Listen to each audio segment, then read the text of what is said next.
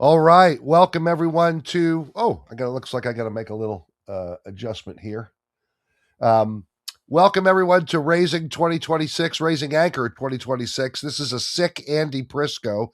I'm gonna ask for your forbearance, but I certainly wasn't gonna miss this opportunity to present Rob Whiskens to you. We've just had a wonderful time with the team at Studio 3 at this conference, and I have every expectation that this is going to be a great discussion. Before we get into that, let me talk a little bit about why we're here. Hope Reform is a certification and accreditation organization serving agencies that provide crisis services in community and in inpatient settings. Very often, crisis services are enacted by smaller organizations in community that do not have the benefit of technical assistance that often comes with regulatory oversight. In fact, there isn't much regulatory oversight of crisis services. There are many of these organizations in search of what the best practices are. How do they reach those standards? Hope Reform is an organization that offers the technical assistance and the expertise to get there. Its board of directors consists of globally known experts in psychiatric care and services, juvenile justice, workplace violence prevention, organizational leadership. And we come together around an organization that is interested in creating the gold standard in their community for what crisis services looks like. In order to do that, we're not a pay-to-play service. You don't pay for that. You apply for that if that's what you want, and it shows up funded. That's the idea. We have tried to separate the certification process from money, which is something that can conflate an awful lot what certification looks like. If you can buy it, how meaningful is it? Well, the Hope Reform certification can't be purchased, but the organization needs to operate. So we have fundraisers every year like this conference where our friends from around the world come together, talk about meaningful things. So that's why we're here. And in the links in the comments and in the description of this YouTube, you'll be able to make donation. This year, we separated our content offering from the donation links. There's no paywall. All of this content is available for your consumption on YouTube. We're very proud of that. And if you feel moved to make a donation, there are links in the description for you to do that. And we hope you do that too. With that, we have here the great Rob Whiskens from the UK, who's been on the concert tour for Studio 3, going around playing in Canada recently. And we couldn't be more thrilled with Dr. Andy McDonald and his team. We've had wonderful sessions with Gareth Morwood, Carrie Fisher, Andy McDonald himself. And Andy was so deferential about Rob's skill and worldview and experience that it went without saying that, of course, we were going to have him on to talk about the workforce. Welcome, Rob. Well, thank you very much, Andy. You do me great service there. I'm not sure I quite deserve that accolade, but thank you very much. I'll take it. I'll take it. Fair enough. Fair enough. Rob, if you would, just introduce our audience a little bit to who you are in the space and what you do at Studio 3 and where you just came back from. It sounds like you were on a tour in Canada for a while. I will do, yeah. Thank you, Andy. I guess my journey to Studio 3 started before I was even born. There's a family history of an individual within the family, a very significant individual in the family, being hospitalized because of just an accident of birth and circumstance, and how the family had to come together pretty much to kind of liberate that individual from a very restrictive environment. Right in the middle of the Second World War, can you believe it or not? My grandfather actually got special permission to leave the battlefronts to go back and to get his sister family out of there. So I mean that is kind of woven into the tapestry of family law, family history, and that kind of sets you on a path. That's like a superhero origin story, you know. It's incredible. It's incredible. So eventually I went to university. I studied biomedical sciences, trying to avoid the call of destiny, as it were. But I got through 3 years of a degree, and the big take home from that was that I didn't want to spend the next 40 years of my life working in a lab. So I was looking around for things to do, and this was just the obvious thing. So I started in the northeast of England, working in services that were decommissioning some of our big institutions. And it was the Wild West back then, Andy. There was no rule book. Right. There was people were just doing their best without a real sense of where we're going. They were just basing it on what they've done for what had been done for the last numerous decades, right. And we're just replicating that again in the community. And as I'm sure you can appreciate, the same mistakes were being made time and time again. But what I learned very, very early on was that there was two teams that I worked with, and shall we call them Team A and Team B, just so that we can differentiate them. Sure. See, when I'd go in with Team A, we'd have an absolutely wonderful time. Things got done. People were happy. We were laughing. We were engaged in supporting individuals. And not to say that things didn't go a little bit adrift at times, didn't go a little bit upset at times, but we pulled it back around and we got back onto the business of keeping everybody happy. And then it was Team B, and Team B was the kind of team that when you're traveling into work, the bottom of your stomach is going to fall out, and as you're traveling in, that sense of doom just kind of envelops you, and as you stand there about to knock the door or ring the bell, you'd have a deep breath in and kind of go, here we go. Now, having that very scientific background, I was able to kind of take a bit of a step back and kind of go, what's the fundamental difference between Team A and Team B? And it really came down to that humanistic approach. It really came down to the fact that whilst things sometimes went a little bit adrift, things moved on in a positive way. And it was about those relationships. So I spent about 2 years there before I moved to another service and another service. In the meantime, I've got, things were starting to become a little bit more regulated, a little bit more training focused.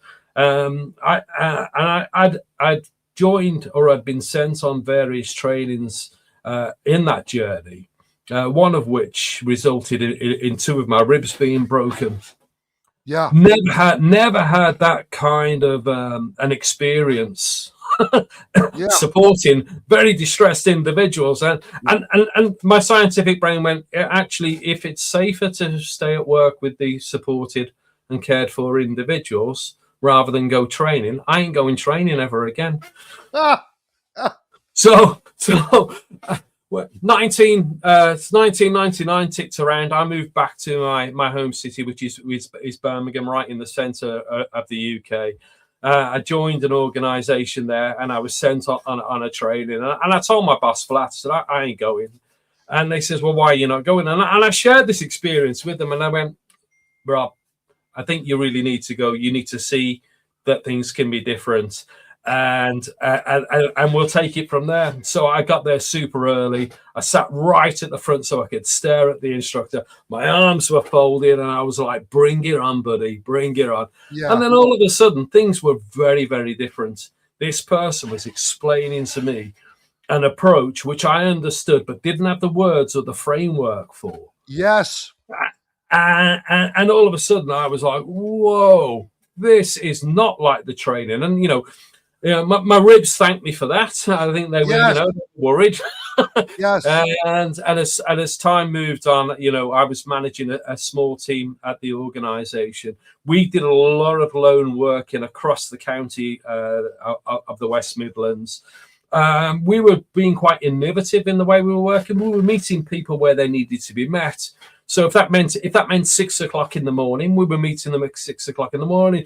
If that meant going out with them so they could partake in things that were of interest to them, in the early hours of the morning, so, then we were meeting them there. And that means a lot of lone working. And what I really needed, what I needed to be sure was that the team, my team, and the people that they were supporting were safe. So I blew up our budget on training and developed a relationship with Studio 3, and at some point Andy made me an offer that I couldn't refuse, and Of course, that's how he works. That's the way he works. The godfather of low arousal, right? So, Rob, I love how you essentially, naturally, created two categories. There's like Team A and Team B, and isn't it interesting that there are two kinds? There's Team A training, and there's Team B training. There's training that helps both of those cultures. And what we're talking about here, if I had to just make it simple, when you're dealing with person-centered approaches, low arousal approach, that's Team A training. Team B training is all of the training that sends a message that this is what you need to know to not get hurt. And what it doesn't do is protect you from getting hurt. And what it doesn't do is properly prepare you for a violent ambush. Exactly. Like exactly. this jury is back now. We know this, yet it still, it perseverates. It continues. This phenomena. What do you say, Rob, to workforces in Great Britain now where they're getting a lot of Team B training? Do you tell them that hope is possible, change is possible? Times have moved on. We are meeting different resistance, different challenges than we would. I've been with Studio 3, as I say, for 22 years. There were times, I would say, up until maybe 10, even 12 years ago, where we were going in to support teams that were trying to do their best with the tools that they got. They are. And really hitting up against that brick wall time and time again. And I think one of two things happens at this point. You either learn helplessness and you just kind of go, well, it is what it is, or you start to try to take control back. And sometimes that control means that other people need to lose control, and that's where the rot sets in. Yes, and either outcome is wholly unhelpful and wholly unhealthy for the individuals, the cared for and the carers, in that situation. That's where the rot sets in. That's a beautiful way to express that. Talk about that a little more, about the despair, I think, that surrounds that moment. I think it's being stuck in a situation where you're going through the same experience time and time again, where you're unable to actually take a step back and to be able to be supported, to reflect upon where things are going. I'm a great believer that well-being is something that never stands still. And in fact, it's not a destination. It's somewhere that we're aiming to get towards. But it's just always, hopefully, if we're doing it right, it's just out of reach. And as we get there, just like the rainbow, it kind of moves a little bit further, a little bit further, a little bit further. Some of the organizations, another part of my role that perhaps gives me a little bit of insight is being part of investigations into really failing environments. Wonderful. Tell me more. And one of the hallmarks of the and we are talking seriously failing. We're not talking about just having a bad review. We are talking like they're about to lose their funding. Oh, they are so beyond that. They are so they are, and the damage that's being done to the lives of the supported individuals is just horrific. The things that we know were going on, and one of the things that I think is a hallmark of the 7 big investigations that I've now been privy to is that at some point in those organizations past, they've been regarded or they've been described as a flagship or a platinum chip service. They are doing the best. And not to say that in and of itself begins a process, a downhill process. But sometimes what it does in some organizations, and I'm not really sure of the mechanism for this, is that those organizations almost stop looking out and looking forward. Now, either they stand still, or their best practices just start to drift from what is ideal. And you can't tell me what to do, because don't you know we've got a platinum chip? Look at that accreditation thing there on the wall. Oh, No, we've got the gold standard. Look at that. We've got the gold standard just there. see, And you can't come in and tell us anything, because don't you know? Look at that. Look there it is. Our names bold all up there. And that is something that really concerns me. That is something that concerns me, because, as I say, when we stop being able to kind of go, reflection and best practices are forward facing and on an upward trajectory, yes, and we're either staying still and everyone's taken off behind us, or we're into that slow decline. And the thing is however good we feel we may well be right now, I can almost guarantee 30 years from now, people are going to look back at the things that we're doing and the things that we're saying, and examine the things that we're thinking, and they're going to ask themselves, what on earth was going on in the 2020s? Rob, I love that you have this experience, and that your common observation is that people who are in need of investigation very often start from a place of claims. We are a center of excellence. We do this perfectly. We are beyond reproach. That's certainly been my experience observationally as well. What else are you seeing by the time your team gets there to begin performing its audit work? What else are you seeing in the workforce? So what quite often has happened is that the good people have either given up and gone. That's interesting. Why? Because sometimes putting your head above the parapet too often and getting knocked back down and being knocked back down and being right. and let's be honest, without certain controls and measures in place, it's very, very difficult to speak out against the system. And if people are aware that what they're doing is suboptimal and sometimes wrongdoing, and they're part of that culture, then that culture sometimes protects itself, doesn't it? Yes. Particularly, it's been my observation, you'll see that within job classes, nursing, or the social workers, or the psychologists. They will come together and protect their professional cohort. Well, I'm sure that you've seen, as Andy shared any of the videos of bad practice that Studio 3 have been a part of investigating, and there are literally, there is evidence of certain professionals walking into a scene where a highly distressed individual is being quite blatantly maltreated by the staff around them, and in order not to be, and then either when they arrive that they become part of that maltreatment, or else literally there are times where you see the person almost like walking past without making eye contact, because if I don't see it, it's not happening, right? And it's incredible. It's incredible. And I think one of the things that we have to be very, very mindful of is the human capacity to habituate to terrible situations. If you're part of things that are wrong, if you are part of things that are not well, little by little, they become the norm.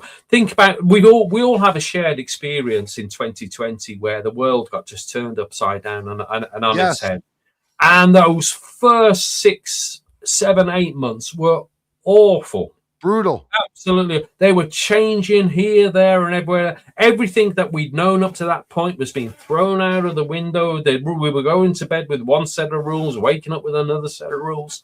We didn't know whether I was going to see our parents ever again, our loved ones ever again, and goodness knows what.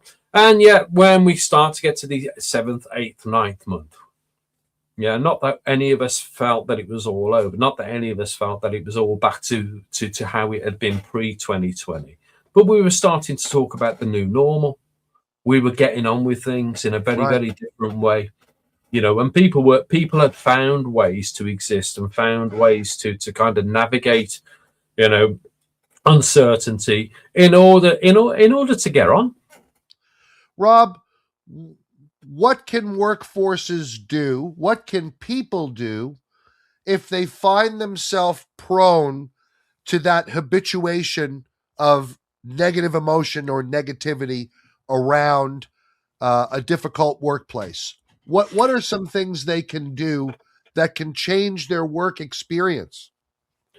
I think we have to think about our primary responsibility, regardless of whatever work we're doing, and our primary responsibility towards ourselves and towards the people that we support and serve, and towards our communities, is to keep people safe. And we express that in various ways, don't we? We have a duty of care, and everybody's very aware of a duty of care, and most people can understand what they're expected to do when they're being paid or they're acting as an agent for an organization. But we also have a duty of candor, and that duty of candor is to actually say, as good as I think I am, I can put my hand up dozens of times, if not tens of dozens of times, for the times that I've made mistakes. Not mistakes because I'm negligent, not mistakes because I'm being reckless, not mistakes because I'm a bad person, but I'm trying to get through a situation the best that I can. And when I have the support, when I feel that there is a culture that allows me to express what went wrong and my part in that, then we can reflect back and we can kind of go, okay, so in this situation, yeah, if we could turn back the clock, what would you do differently? How would you do it differently? How can we have a fruitful conversation wherein we can kind of go, when this happens, the next time, we're going to make it a completely different experience for individuals. Rob, you're inspiring me right now. I'm thinking of my colleague and fellow board member James Sporletter, who did a wonderful session this conference when he talks about psychological safety and creating an environment where people can freely exercise their duty of candor without, in other words, there are people who feel naturally inclined to do this and they're working in a setting that tamps that down. And the fact is, the best practice is to create an environment of psychological safety where people are safe to exercise their duty of candor. And we're not going to acquire that, sadly, without some discomfort. I think that, like you had mentioned earlier, there are going to be some people in our ongoing culture change that are going to be uncomfortable with it. And there's really no way around that other than to try to be nurturing along the way. The whole idea here is for the workforce to get to a place where their wellness is not only something that's supported by, the employer in a deep and meaningful way, but it's something that is alive and vibrant in the care setting itself. When Andy was on, I kept thinking about the expressed emotion paradigm of research, where people living with schizophrenia would experience poorer social functioning when they observed hostility, criticism, and emotional over-involvement among the workforce. They didn't even have to be targeted by it. They just had to observe it. Absolutely. And their social functioning. We are social beings that are connected to each other. And we know that stress is transactional. One of my mentors many years ago, an ex employee of Studio 3, he's no longer with us, sadly. He's passed. But we were about to go into a room with a very, very, very upset, very dysregulated young person. And just before we went in, he just tapped me on the shoulder and he said, just wait. He said, what are you feeling right now? And I went, what do you mean? He says, whatever you are feeling right now, you're taking into that room. And that person who is scared and vulnerable and is so used to adults imposing their will on them, with a moment of chaos, is going to tune into that the second you walk through the door. He said, and if you need to take a minute, if you need to take 30 seconds, he says, get yourself back online before we go in there. And I've carried that with me ever since. I Oh, really have. what a beautiful moment. Yes. And I think certainly in inpatient settings, we have lost touch with those kinds of simple conversations where with one another we can say, hey, check in with me. What are you feeling? What's your what is our objective here? Let's resolve your feeling or at least deal with it before we go through this door and talk to this person. Because They're people, points of connection, aren't they? They're points of connection. And they are. if we don't connect with each other, how are we going to connect with people who are experiencing way more chaos than ourselves? And those points of connection, just the way we greet an individual and gather them into a moment with ourselves is crucial. Yeah. I remember, we think about the times when we were vulnerable. I mean, if we can cast our mind back maybe Yeah. several decades. But I used to remember walking into classrooms and knowing that a teacher was either glad to see me Or or not. else, Yeah. or not, and you didn't even they didn't even have to say a word. And I think if you're living with a degree of uncertainty, I think you become hyper tuned into that, because it's the difference between being hurt, and when I mean hurt, I mean not just physically, I mean emotionally, I mean and psychologically, or not. So that person becomes hyper vigilant to that in order to protect themselves. Rob, what's been your experience after bringing low arousal training to a staff or a workforce? What begins to happen in the organization? It's as you would imagine with any change. There's the skepticism. There's some people embrace it with open arms because like myself, it gives them a vocabulary, it gives them a structure, it gives them a framework. It gives them hope that things could be different.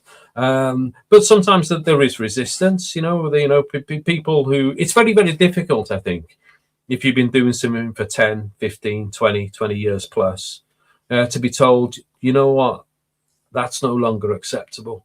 That's no longer what we expect from our staff. You're And right. and things need to change. Yeah. Rob, I'm working with a couple of systems right now in the juvenile justice sector. I won't name them, No, but of course.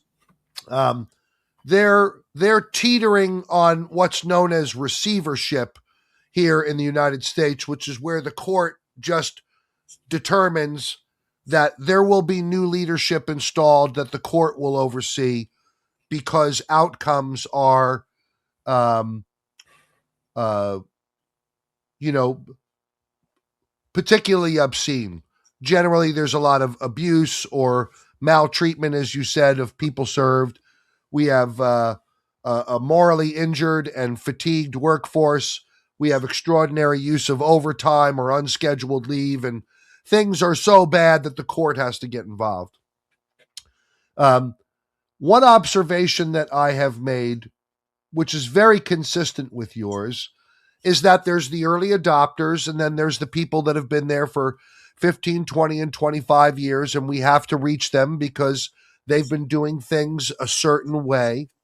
Um, but interestingly, the leadership continues to resist the recommendations. The court doesn't just start instructing; they start recommending, like, "Hey, you might want to consider low arousal training," which is code for "Don't make me Do it. tell you to do this. Just go do it now."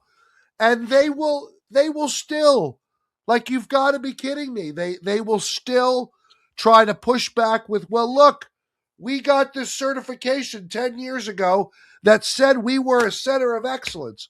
And what we're really working with in that moment is some leader's worldview and framework rather than reality. They will continue to push back on a judge until a judge says, "You're done. You're done." And this person will now report to me, the judge, and they will control your money and what happens to you.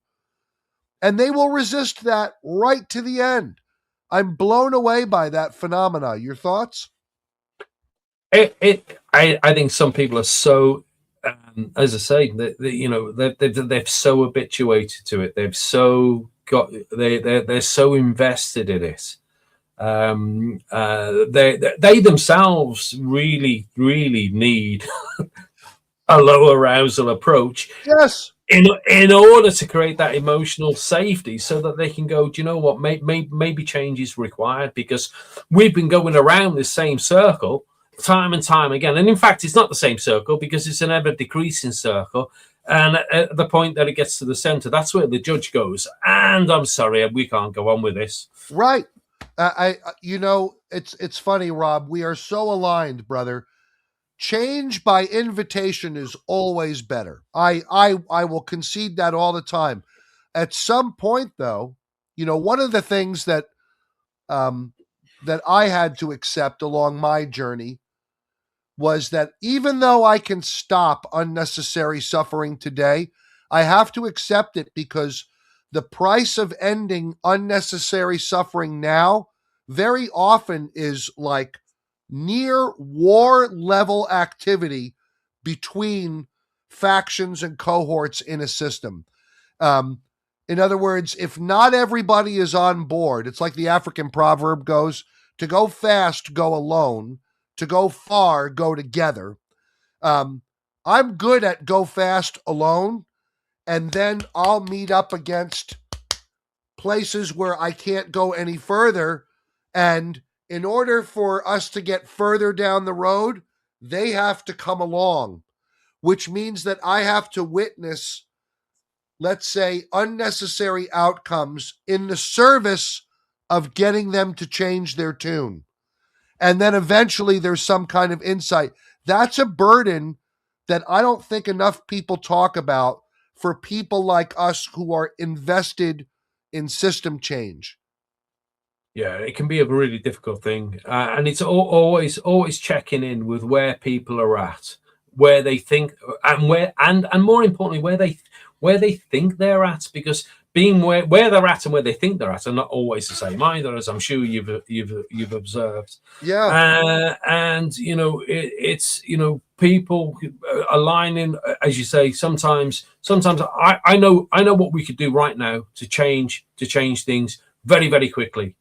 But if we do that, then I've got war on my hands. Yeah. We've sometimes got overt and covert sabotage. Yes. That's not unheard of. You have that in the UK also? Oh, look, I've worked across. I've worked across most of Northern Europe. I've done little bits of work in far flung places all around the world, and it's the same wherever we go. People are people. We're not all that different, Right. and that sabotage can be almost something that people don't even realize they're doing at their time Yep. at times, and sometimes it's very very coordinated. Sometimes it's straight malevolent. Yes. Oh yeah, straight out malevolence. Sometimes there have been occasions where I've pushed too hard, too fast, and the violence is the spoken violence has turned on me. And I'm not unique in that by any stretch of the imagination, Right. and that's where I have a little hand just quietly tap me on the shoulder, Yeah. and it reminds me, Feeling sorted out. it says, Rob, if you're here to advocate for low arousal, if you blow your stack right now, Yeah. you've just proved that low arousal doesn't work. I know. Yes. Rob, what do you think it is Is it the preservation of dignity? Is it a leader not wanting to be associated visibly because of a sense of shame with negative outcomes? What do you think are the forces that can sustain um, a a suboptimal system where the workforce is tired and fatigued, and um, and outcomes, uh, seclusion, restraint, injury, people not coming to work. Um, it's uh, in the same way that a human being likes to avoid discomfort and shame. I have to believe that leaders also experience that. I believe they're human as well at times. So I mean, yeah, that would be a fair observation. Yeah. um, I think sometimes people are so divorced from the day to day. You know, one of there's various things that I'm on the lookout when I go into any service, and it's how present people are throughout the strata of the hierarchy. You Yeah. know, when you walk into a service, and it is very, very difficult until you get into a meeting with the good and the great, who the good and the great are. That's Yeah.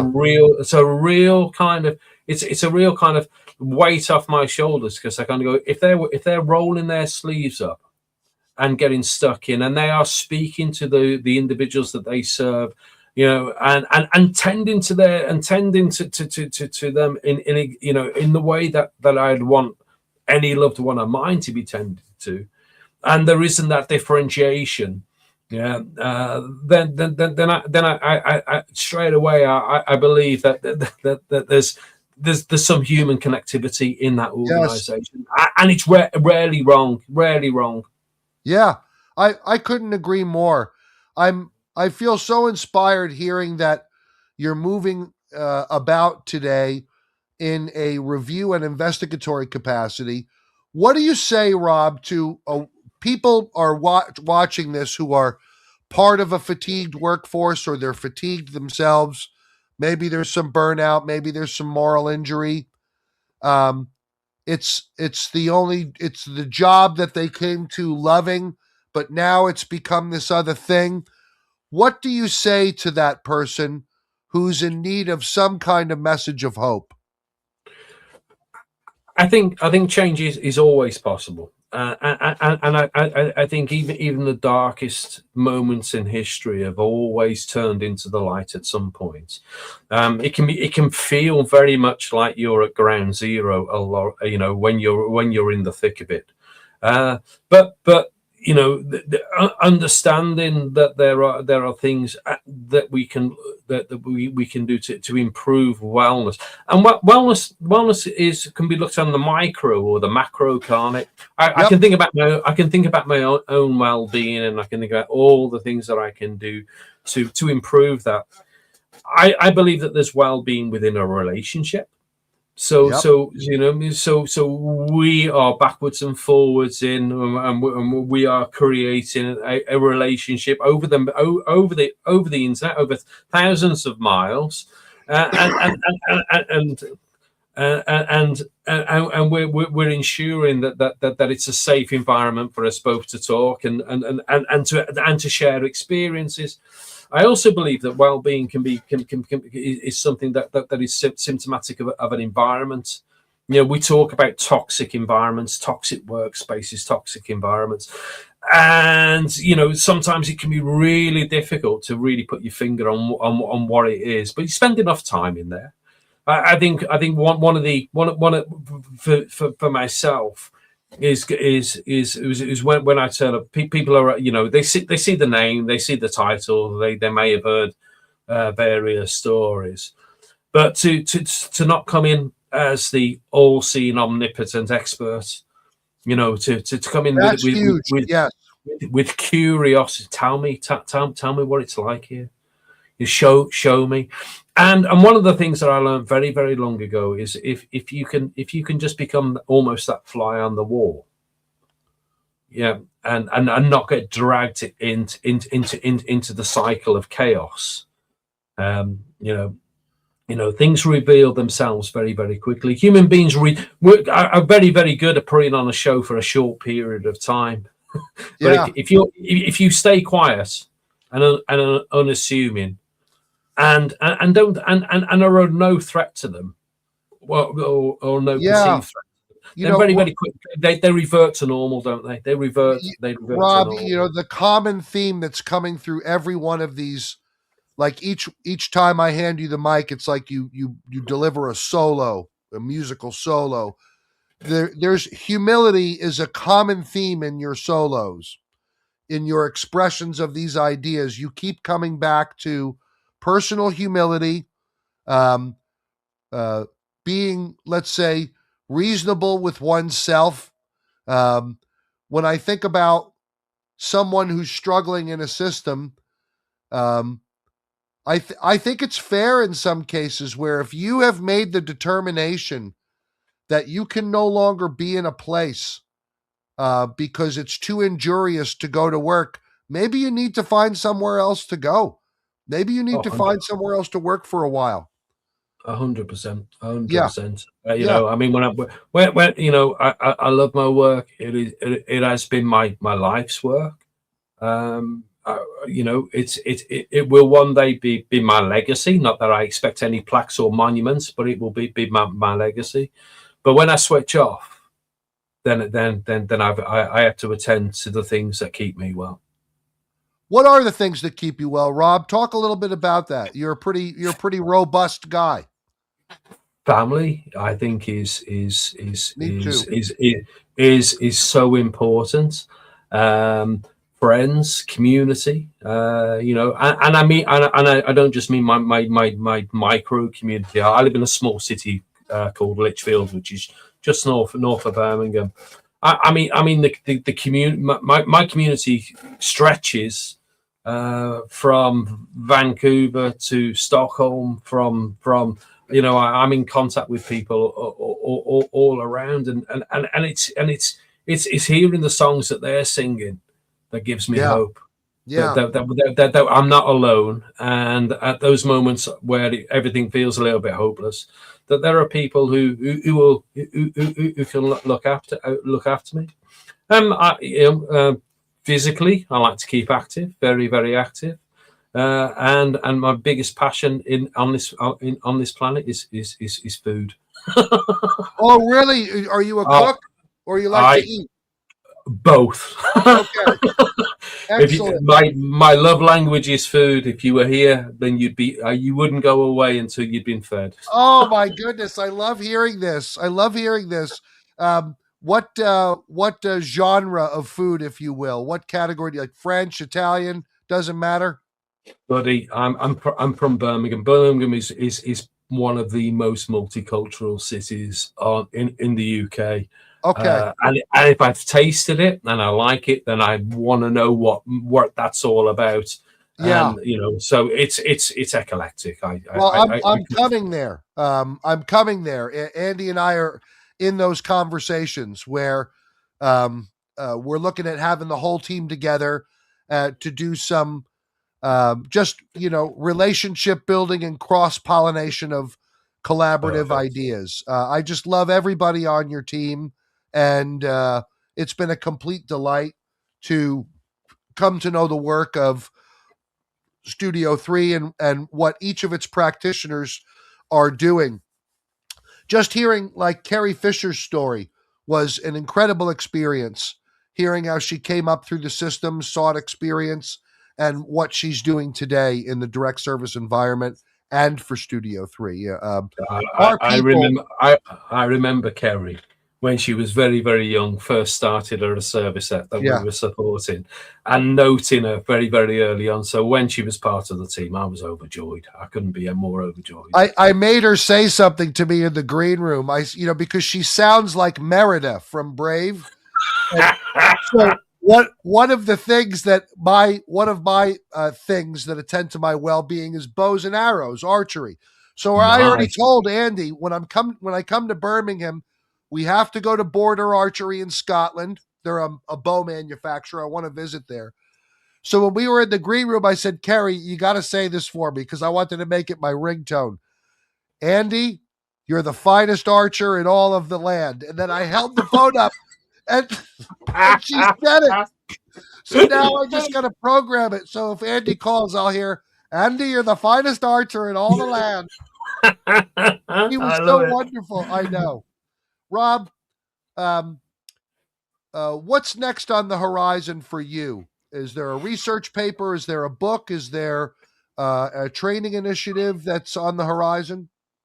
It's to really think about it. So I'm probably in the last 10 years of being on the road. I got to be honest with you. Yeah, It's there are things that I want to do and pursue that perhaps are for another time and another yeah, conversation. yeah. What I want to do is make sure that the work that we've the work that we've done at Studio 3 and been part of as part of a much larger group continues. It's Yes, about inspiring a younger generation to kind of yes, go, look, these things haven't come about by themselves. These things are not as good as you may feel that they are on any given day. They're not perfect. And if you feel that you've got to the point where you don't need to try anymore, then really you need to go and get another job. yeah, yeah. And somewhere there is some merit to um, you know, examining your own part. What is my responsibility in my own wellness? If I'm truly suffering at work, I can take responsibility for my own wellness and either try to make that better myself or I can change the environment and not go there. But I do think there's merit to the idea that a fatigued workforce participates in their own fatigue. There are things that I did as a firefighter that was adding to my own dissatisfaction and discomfort with parts of that job that I had to change in order for me to have a better day. I actively participated in my own suffering, and that And that's the I think expression. I think a lot of people do, Yeah. in work and in their own personal lives. Oh my You know, gosh. Yes. but when we create that those spaces for ourselves where we can just put the phone down, turn the screens off, Yeah.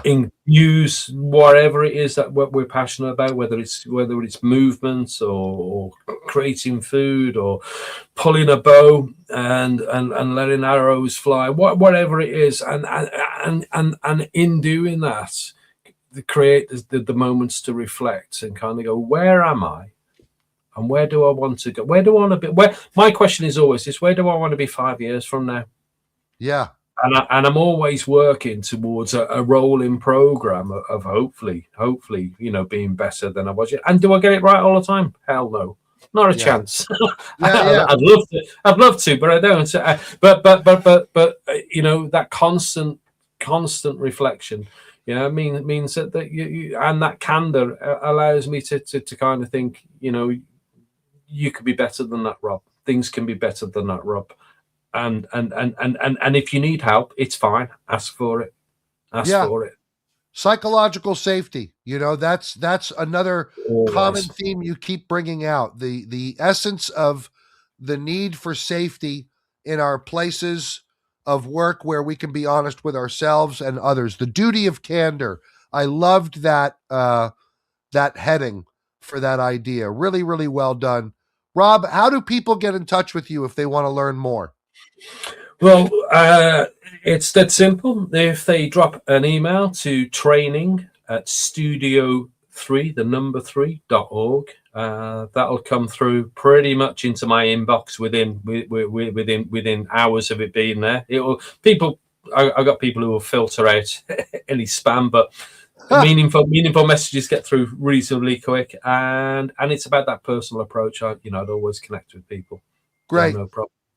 Well, I look forward to our ongoing collaboration and introducing, um, agencies and organizations to the low arousal approach here in the United States.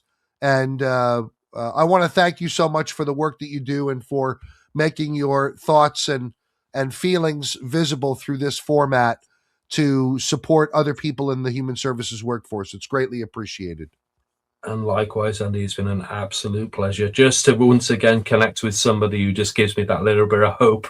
And now I'll hear your song as well. I'll hear your song, and on the days where I'm scratching my head and asking myself, is it all worth it? It's just another song in the chorus. Brilliant. Yeah. Thank you, brother. Take good care. You take care too. Get well soon, my bro. Yeah, we'll do it.